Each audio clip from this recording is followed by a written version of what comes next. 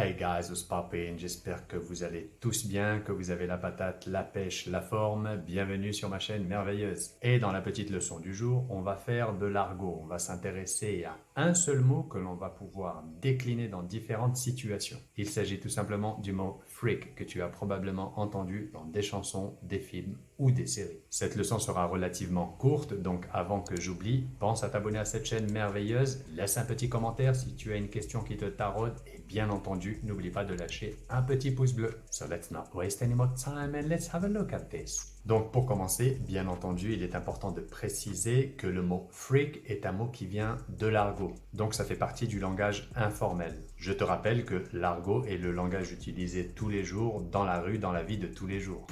Can't believe I didn't know that.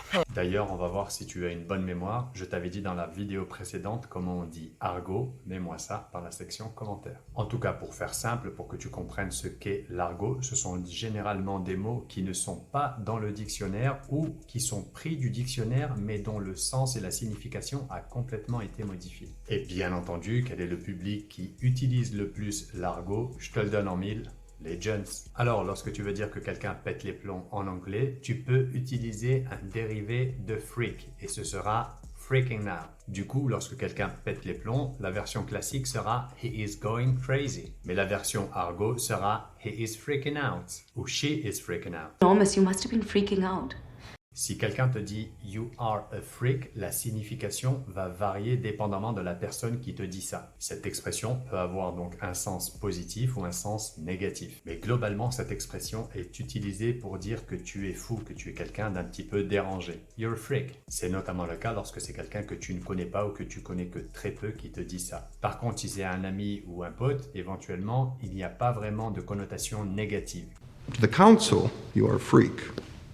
Tu as également le mot freaking qui est également utilisé pour mettre l'emphase sur un point. Donc le mot freaking est en fait un petit détournement car il permet de rendre un peu plus poli un mot qui l'est beaucoup moins. Il s'agit du mot fucking. Donc lorsque tu dis you are a freaking moron, c'est la même chose que lorsque tu dis you are a fucking moron. Dans le premier cas, on pourrait traduire par tu es un véritable crétin, un véritable imbécile. Et dans le deuxième cas, ça voudrait plutôt dire tu es un putain d'imbécile, un putain de crétin.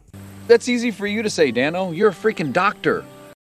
Tu peux utiliser également freak out pour dire avoir peur, flipper. C'est la version donc décontractée de to be scared. Tu pourrais dire par exemple the dog freaked out when he saw the crocodile. Le chien a flippé lorsqu'il a vu le crocodile. Pour dire tu m'as fait peur, tu m'as fait flipper, tu utiliseras le même verbe et tu pourras dire you freaked me out. You should get one because you are freaking me out.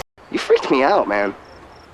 Le mot freak out, en un seul mot d'ailleurs, est utilisé pour parler de crise de panique. Par exemple, tu pourras dire Hillary had a freak out when the plane took off. Hillary a eu une crise de panique lorsque l'avion a décollé. Before I had my little freak out, I had it, yeah? Le nom freak est utilisé pour désigner une personne qui est passionnée, qui est mordue d'une activité ou d'un domaine. Tu pourras dire par exemple John is a football freak. John est un passionné de football. Donc voilà, tu sais globalement à peu près tout sur l'utilisation du mot freak.